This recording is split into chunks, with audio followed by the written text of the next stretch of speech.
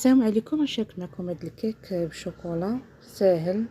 غناخدو كاسرونه نوضعو فيها كاس ديال الماء، كاس ديال الزيت، كاس ديال السنيده، وكاس ديال الشوكولا هكذا بودره، قبيصه ديال الملح، واحد ساشي ديال الفاني. غنخلطوهم هكذا باردين. كنوضعو الخليط ديالنا فوق النار، غير كنشوفوه كيغلي صافي وكنزولوه.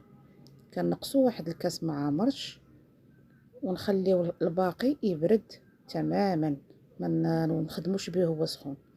كنضيفو الجبيضات كنضربو مزيان حتى كينسجم لنا داك الخليط. ما تحتاجوا لا ديروا لا ضراب لا والو. الكاسرونه اللي خدمنا فيها في الاول هي اللي غنكملوا بها.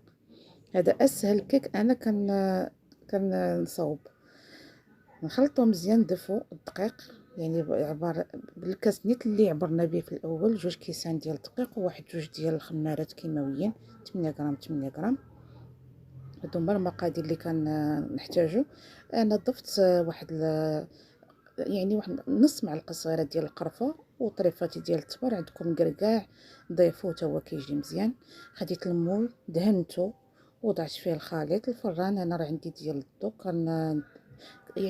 كنشعلو من التحت حتى كيطيب من التحت، وكتنفخ لينا وعاود نشعل عليها من الفوق صافي. ملي كتحمر بحال هكا نخرجها في البلاصه، كنسقيها بداك الكاس اللي نقصت.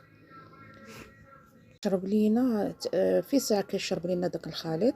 كتكوه هكذا بكوردون صافي، تخويوه حتى كيشرب لكم مزيان. كيبقى لكم انا درت الكوك، يعني كيجي موتي مع القرفه مع التمر ومع الشوكولا.